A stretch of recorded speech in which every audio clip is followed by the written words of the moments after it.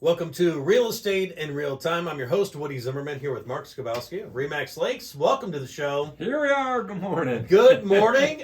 Spring is here. Spring is here. We were just talking off the air. We've got temperatures one day of 70 degrees. Next day it's 50 degrees. Rain. Lots of rain this week. Sunshine. Yeah, it's been all over the place. So we've had some sickness going through the building. So I think everybody's getting over Everybody's it. healthy. Yeah, everybody, yeah, right. Everybody's getting over it now. So that's good. But the spring break right around the corner. Yeah, it's coming. Last week I did that quick trip to Florida, Allegiant. Yeah.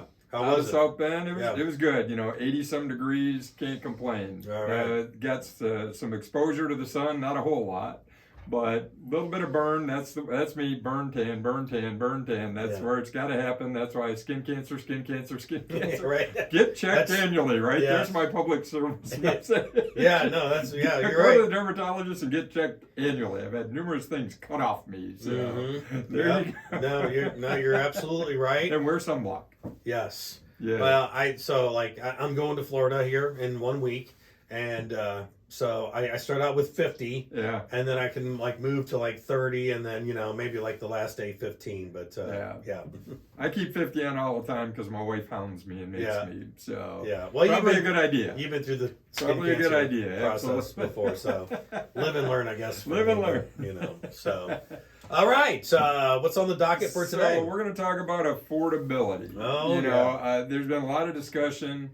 The Fed is committed. Excuse me. They're going to raise rates. Yeah. And they've made one rate increase. Mm-hmm. So mortgage rates are on the rise. Yep. Although simmer down now, they're on average about 4%, which is still great. Still a phenomenal rate, Yeah. long term. I think I saw one statistic that said even at 4%, the rates are better than it has been, over 90% of the time. Yeah. Since they've started tracking this stuff. So yeah. Look, go back to the 80s. Exactly. We're talking about rates back then. Not going to be Chicken Little and the sky is falling. I'm not saying that. However, affordability is, there's multiple factors that drive that. So increased demand, still high demand. Yeah. Limited number of homes on the market. Again, I saw nationally, they're predicting, or what the numbers say is there's less than a 2-month supply of homes on the market, and a 4-month supply is considered normal in a normal market. Okay. So we're under 2 months. That means that homes are on and turning. If everybody who was able to buy bought, all the houses would be gone in less than 2 months. Yeah. If nothing else came on. Well, yeah. Obviously, what's that do? It's, econ, supply, demand, price is going to go up.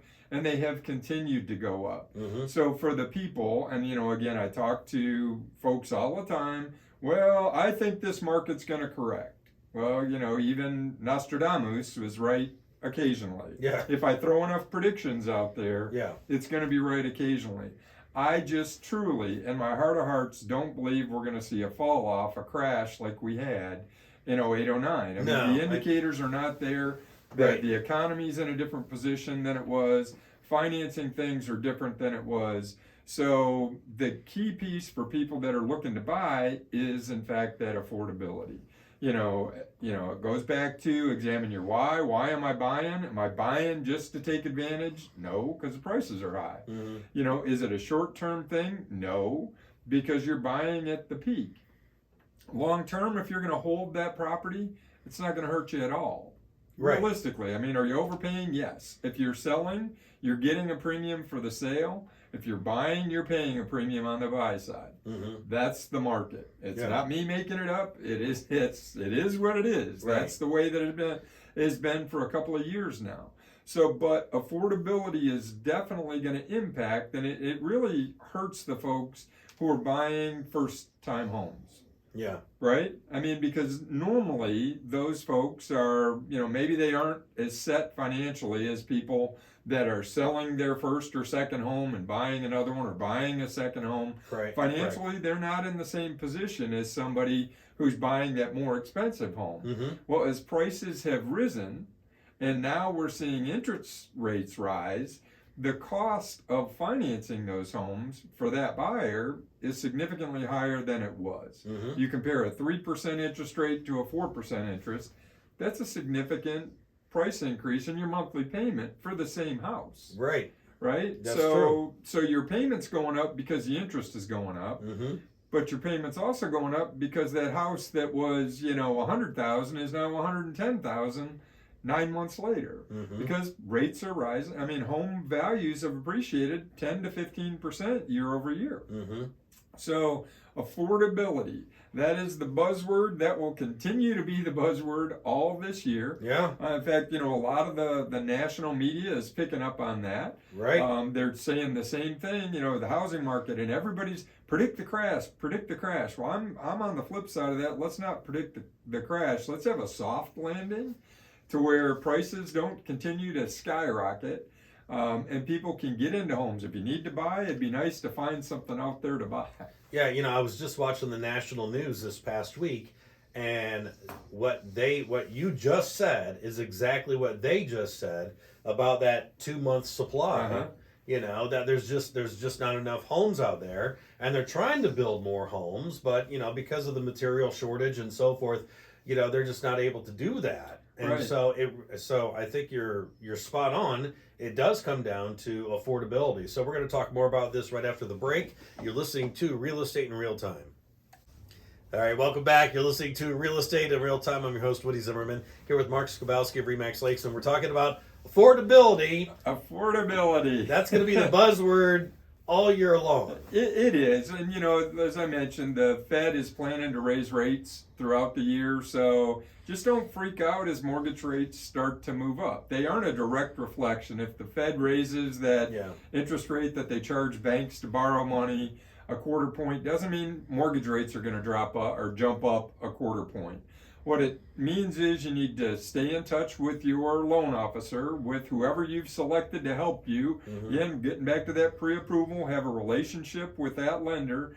They've got a better insight into what's going to happen because the rates fluctuate throughout the day. Right. And every lender's a little bit different as far as how long they will lock a rate. Generally, it's 30 days. There are some lenders that will go up to a 60-day rate lock. So what does a rate lock mean? I go in, I sign my paperwork with my loan officer, and they say, I am willing to hold your rate for 30 days or 60 days. Again, most are 30. Okay. So I lock in at a 4% rate. I need to close that property in that 30-day window. Okay. What if the rates go down, though? If the rates go down, some will be helpful to you and allow you to redo paperwork and reduce, maybe at a fee. Okay. Because you can't have it both ways. Right, yeah. You know what I mean? There's the reality of it. You can't always be the winner when it comes to that. Yeah. And most, they want to work with you. They want to get your mortgage done. So if they drop, there's a process. Most have a process to where you can get that lower rate. But if the rates go up, you're protected, but only for 30 days or 60 days. So think about new construction. I ran into this with a couple not too long ago to where, it's going to take 4.5, 5 months to build a house. They can't lock their interest rate today. Now, they were doing a construction loan. By doing a construction loan, they could lock their rate. If they were to buy a finished house, they couldn't lock their rate because they're looking out 5 months. So the construction loan, their rate was locked, but now they're financing the build of that house. Wow.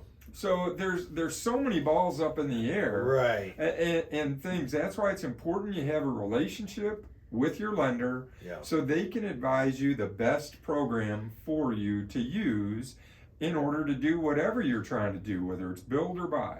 Are you surprised that the rates are going up this year, considering that we're in the same boat that we were last year with inventory shortages? Are you surprised that the rates are going up this year? Well, yeah, but if you look at the overall economy, of which housing is a part, where are we at this year versus last year? Okay. Inflation. Yeah, inflation. Right? I mean, are they? So the feds are trying to they're trying to tamp that down. I mean, Yeah. prices have risen so dramatically. Yeah. You know, and we won't even talk about gas or fuel because Right. and I don't pretend to be an expert on all of that. No. But there's a lot of things. The Ukrainian thing, the fact that we shut a pipeline down. Again, this is a layman looking at it. Yeah. But it makes no sense to me that we apparently had energy independence, or sure felt like it, and now we're going over to the Middle East again saying, please increase your production so we can control gas prices here. It makes no sense to me. I'm not in on the geopolitical stuff, but common sense, the everyday man, which I'd like to consider that I am, it makes no sense to me. Why are we where we're at? But it does make sense to me where inflation, I mean, everything is going up. The cost of production is going up.